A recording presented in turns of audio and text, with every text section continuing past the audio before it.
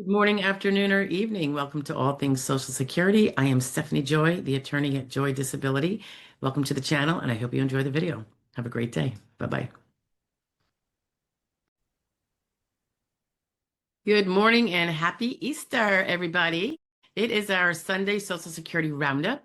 I wanted to just let you know what we had on last week. I think we accidentally had a twofer day. Our bad.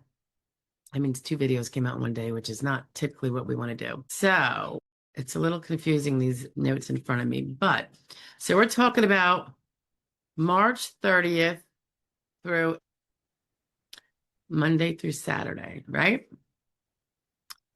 Which included Good Friday. So on Monday, we talked about, and this was part of our questions in our Wednesday live stream Q&A session open to the public.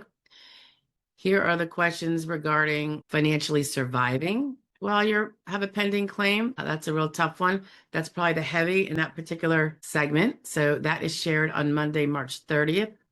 On the 31st, we talked about consultative exams, physical therapy records, and a little bit about appeals.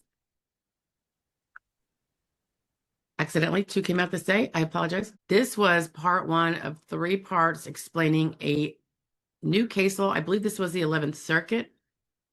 Varnon versus SSA part one, which was subsequently followed up. I believe part two came out and probably even part three, although maybe part three is coming out. I'm not sure. I guess we'll see. And this is overall discussing, you're really sick, but sometimes being really sick alone is not enough to prevail on your Social Security disability or SSI case. It will have to do with your evidence. We discuss consistency in the evidence. And this is something we've talked about before, medical records not being very accurate, providers being inaccurate or not reporting something, and the absence of reporting itself speaks to something. So it's very troublesome. But anyway, this case at least explains a little bit more about where that becomes a weakness. And so knowing the information, I know I'm looking at the first one. It's like I could tell a bunch of people clicked not like, thumbs down. I just posted a little pin in there about, listen, I'm just telling you about the case law so you can use it to your benefit. Those, at least my clients, and I assume every other representative's clients, we know this. So this is why we steer our clients in terms of evidence development to avoid this.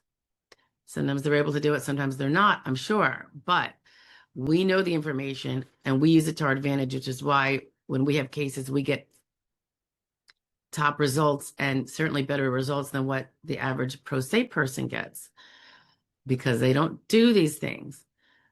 So it's not told to you to shoot down your case. It's told to you so it can help you as a pro se person who doesn't have an attorney or someone who doesn't have an attorney that tells them the things to do can have the knowledge so you can build your case better.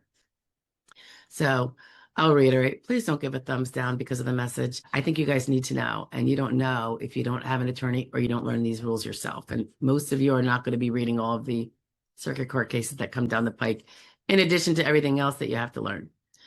All right, so that was part one. That is a three-parter, only because I like to keep them short because I know a lot of people don't have long attention spans. Their pain gets in the way, and I think they might absorb things better. Okay, also on the 30th. Yeah, all right, so those are the two things on the 31st, but separately for members only, this was the full replay with all the silences carved out when we're scrolling for the next question, the March 25th, 2026 live stream. So they can have it all in one piece if they so want. It'll probably eventually make its way into the public circuit here, but we go one a day when we're doing things the way we're supposed to. And therefore that one's kind of put on the back burner as a public 12 o'clock share, but the members do get it anyway. And I thank you guys. All right, so what do we have next? April 1st was part two of that Varnon case. That one seemed to be very well received. So I don't know what happened with part one. That one was 100%. And a lot more people saw it too. So I don't know. And then I know on April 1st. Oh yeah. Um, on Wednesday, what day was Wednesday? Was that the first? It was. We had our 1 p.m. live stream, Eastern Standard Time, and I had a guest join me, and that was Shanna Justice of Justice Disability. She's out of Kentucky. She's an EDPNA. That's a non-attorney representative. She is the type of representative that works her fingers to the bone, shall we say. She does kind of what I do. I've just been around a lot longer and maybe do some things a little bit differently, but she's one of the ones that puts the effort in. And anyway, she'll be back again, I'm sure. So the members got the replay cut version of that entire thing again, like the other day, because I try to get them created so they're ready to go out, and then the members get to see them sooner, but I can't go out of line with what I put out to the public because that would really get sickening for you guys to see me that much. So, and I don't really want to do that to you. April 2nd was about, and a lot of these, again, guys, are taken. The questions are taken from our live stream because it's really good questions that I know a lot of the people that can't be there would like to see. So that's why I put them out. And I try to do it in small segments, like ideally under 20 minutes, but sometimes it's a little under, a little over. This particular share on the 2nd, so that was Thursday.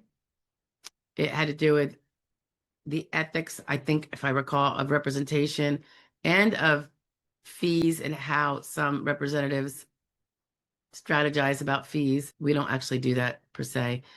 And then also different case strategies in that one. That was Thursday.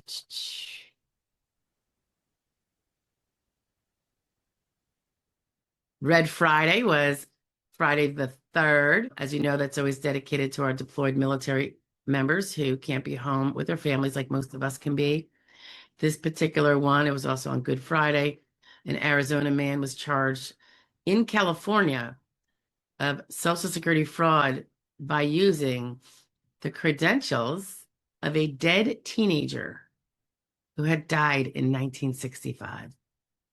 So if you want to talk about how old those credentials can be sitting on rolls despite the person being dead, that's just yet another example. And I've had many, many Friday fraud law review segments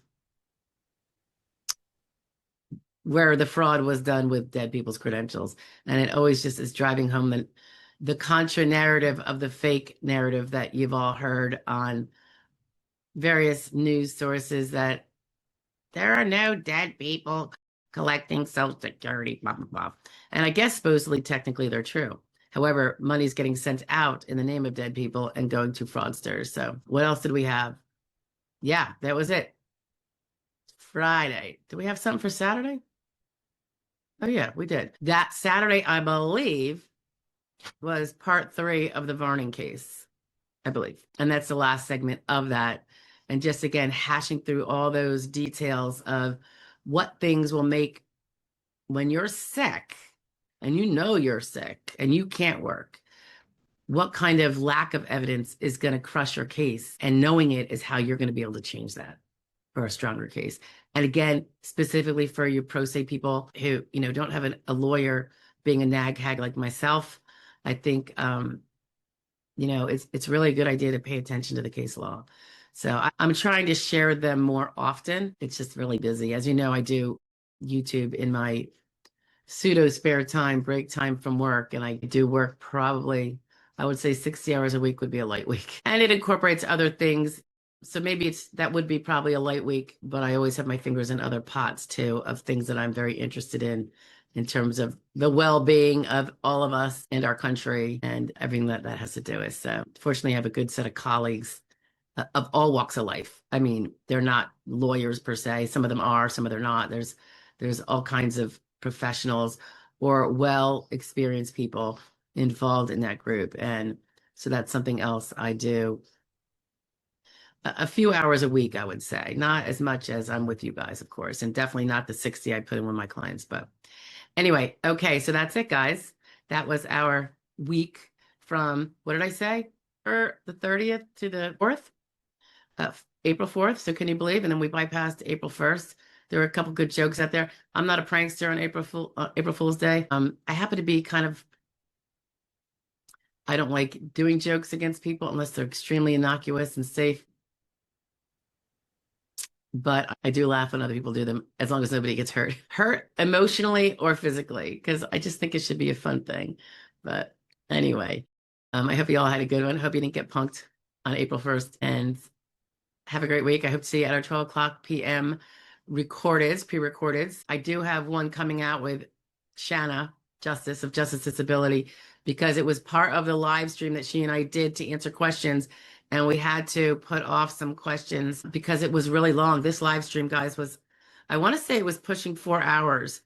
I might be wrong. It might have been 3.5, but my deal was 2 hours and Shanna stuck it out. So it just is another indicator of her tenacity. So don't forget to take that pretty seriously, particularly if you're looking for a representative. And if I can't take you, for instance, because I have a capacity full on that category, I'm happy to send you to Shanna, or you will have Shanna's information now. Now, we all have different capacity fulls in different areas. And so if I have a capacity full in one particular category, she might not. So I highly recommend.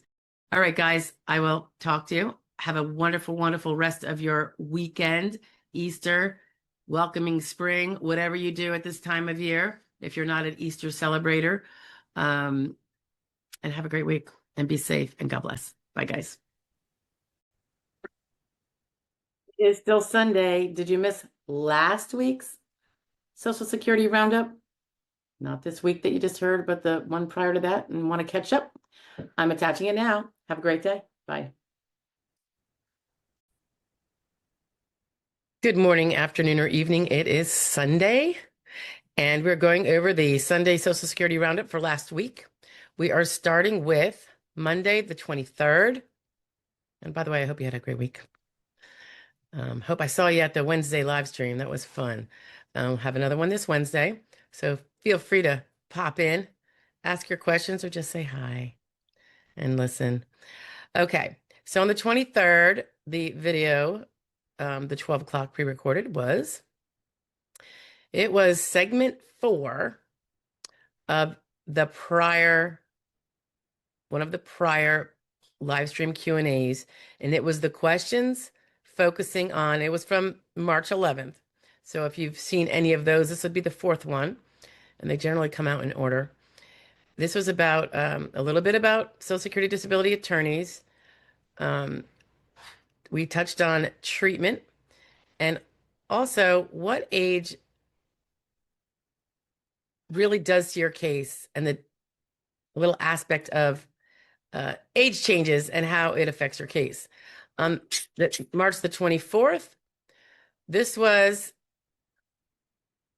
a reflection of a particular win we had for a wonderful client with regard to a completely favorable win on the basis of being off task 20% or more. And those are rare and hard to come by. So we always try to fight for them when we think it's A, true, and B, evident in the record. On the 24th, also, the Sunday Social Security Roundup from the week prior came out because somehow it didn't get out on Sunday. Things are flying here, right? And that usually is the last thing to worry about. But anyway, so we just popped it out on, what was that, the 24th? So then on the 25th, which was Wednesday, we had the 1 o'clock p.m. live stream, 1 o'clock Eastern time here on YouTube. And also the 12 o'clock share of the day was another SSDI strategy segment. And this was regarding function report mistake that can sink your case. So pay attention to it. It has to do with function report number 5, which so many things do. The next day, Thursday, we had so this is the day following the March 25th live stream. So the March 25th segment 1 replay came out of the prior day's live stream. If you wanted to catch them in segments versus a 2-hour long, live stream, this is the way to do it. And this one covered questions regarding hearing appeals. And And also, I was going off on some SSA mailing waste, mailing as in USPS mailing. So we just touched on all of that as I vent to you about what's been going on. So that was Thursday the 26th. On Friday the 27th, we had Red Friday Fraud Law Review, and this involved a New York man who was busted and is going to prison for fraudulently collecting Social Security disability for years while maintaining and operating a very active and wealthy valet business. He also got nailed for tax fraud because apparently he didn't report the massive earnings he had from that business. And so then Saturday, March 28th, we had, oh yes, a CDR. It's called CDR Timeline Expectations and Client Support. Um, This was in response to a viewer's specific questions about CDR. So we just I did one kind of on the spot for him, and now I'm sharing it to everybody else. He got it first because it had to wait his turn, but it came out Saturday. It's all about CDR. All right. So there you have it. I hope you guys are all doing good. I hope to see you this week at Livestream Wednesday at 1 p.m. Eastern Standard Time. And don't forget our daily 12 p.m.s. They really support the channel and support that 1%, I should say 1%, 5% mission that we have. It's pretty huge. We just were able to take at least 2 more this month. So that was good. And fingers crossed for them and the hard work that will go into it. So hope to see you guys soon. Be well.